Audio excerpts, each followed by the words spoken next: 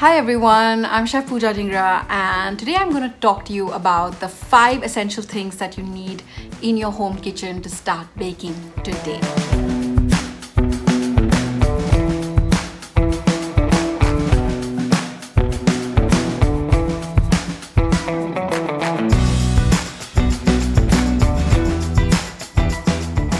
So I'm used to baking in my industrial kitchen and used to like hundreds and thousands of equipment and this fancy machinery, and for the last 2 months I've been baking at home. And first I was thinking that I would need too many things, but these 2 months have taught me that you don't really need a lot to actually get started.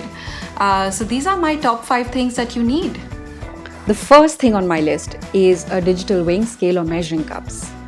Measurement in baking is extremely important because baking is precise, it's a science, and even a few grams here and there can change a lot in a recipe, which is why you see most of my recipes I prefer giving in grams. But if you don't have a scale, please use measuring cups, but measurement in baking is crucial.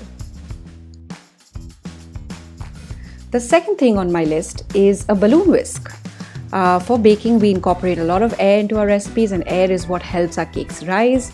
It's important to have a nice, good, sturdy whisk, and make sure you always keep it clean and grease-free. The next thing you need to bake from home are mixing bowls. This is extremely important as well. We're going to put all our batter in this bowl. I prefer using these stainless steel ones. They're easy to clean, they're very sturdy, they have a long shelf life. You could use glass or plastic as well, but I recommend the stainless steel ones. You'll also need cake tins or baking paper or a sill pad. I've been using just a simple 6-inch cake tin for all my baking for the last 2 months at home. The last thing on my list is the spatula. I use this rubber spatula and I think it really helps me get into the bowl completely and handle the batter really well.